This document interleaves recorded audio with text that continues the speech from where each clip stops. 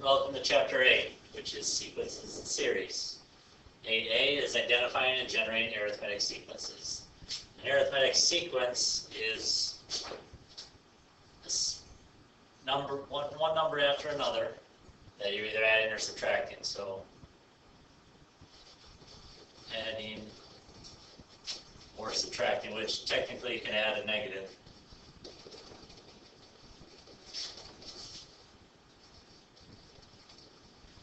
A number to get to the next term.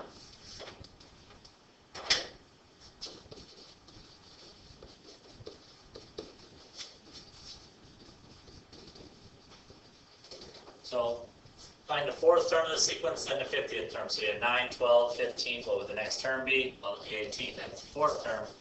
But then to go to the 50th term, you have 21, parents, 24, 27, 30, 33. There's got to be an easier way to this. This is crazy. I mean, you certainly can do this, but there is an easier way. You can go all the way up to 50 times. Let's not waste your time. There's an easier way rather than write them all out. And one of our formulas is the explicit formula. This formula is used when you're given the first term of the sequence, the number term you are trying to find, and the common difference. So in this formula, this is the first term, a sub 1. N is the number term you are trying to find.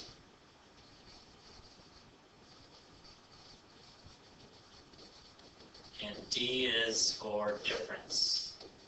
Difference from one term to the next. So in our problem above, where we have trying to find a 50th term, 9 is your first term. So that's your a sub 1. Your difference from 9 to 12 is 3. 12 to 15 is 3. And the other thing we need to know is the number term. Well, the number term we want to try to find is the 50th.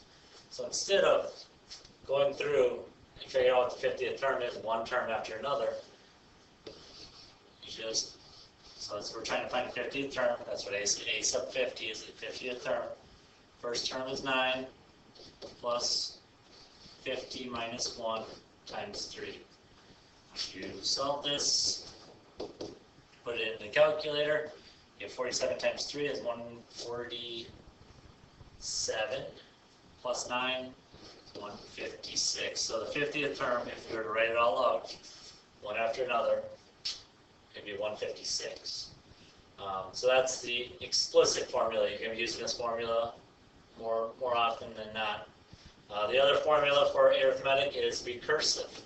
Recursive formula is just used to find the next term. So if you have 9, 12, 15, if you were to find the next term, instead of using a formula, you most likely would just say 9, 12, 15. You're adding 3 each time, so the next term would be 18. But you could use the formula.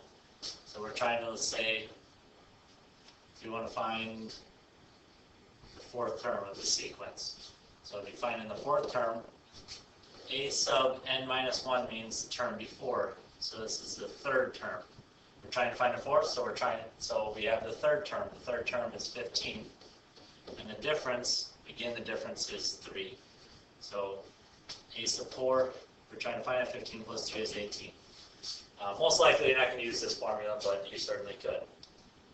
Moving on, determine the sequence is arithmetic. If it is, find the common difference, the term named in the problem in the explicit formula.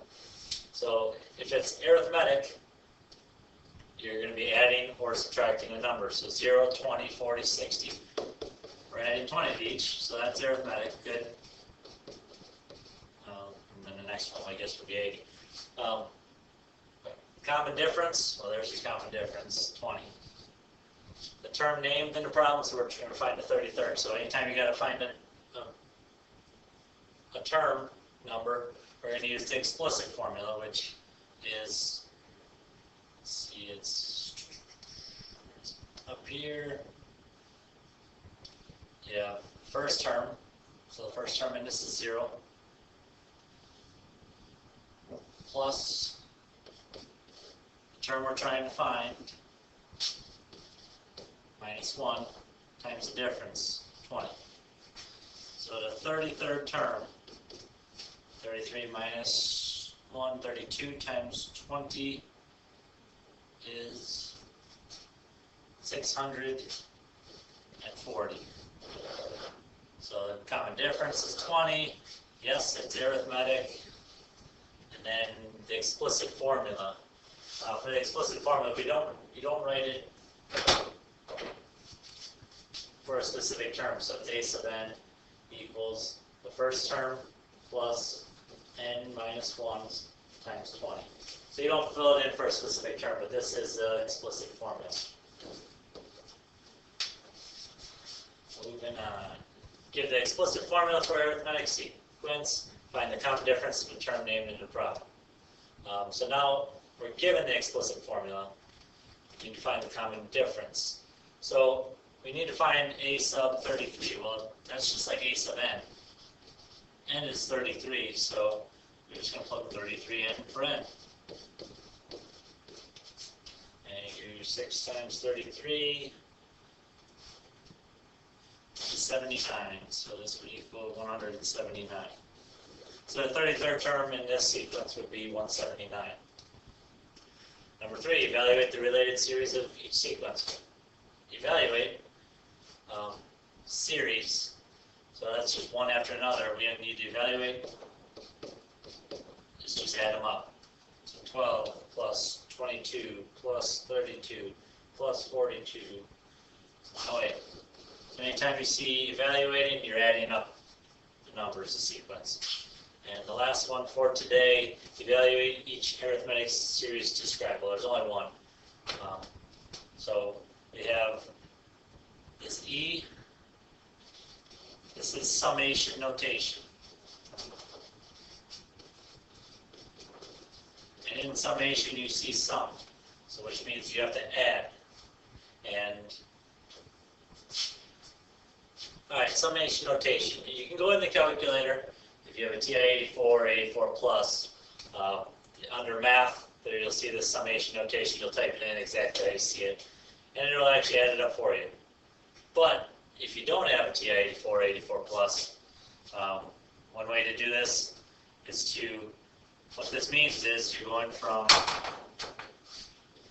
the first term, and we're going to the 12th. So first term, second term, third, fourth, 5th, 6th, 7th, 8th, 9th, 10th, 11th, and 12th term. This is just a short way of writing it, the sequence. So if you put a 1 in for 10, so if n equals 1 to find the first term, or you put a 1 in for n, 10 times 1 minus 3 is 7. So our first term is 7. If you put a 2 in to find the second term, so if you put a 2 in for n, 10 times 2 is 20 minus 3 is 17. If you put a 3 in for n, to find the third term, 10 times 3 is 30 minus 3, 27. By now we can see the pattern. We're adding 10 each time, so the fourth term will be 37. Fifth term will be 47. Then be 57, 67, 77, 87, 97, 107, and 117.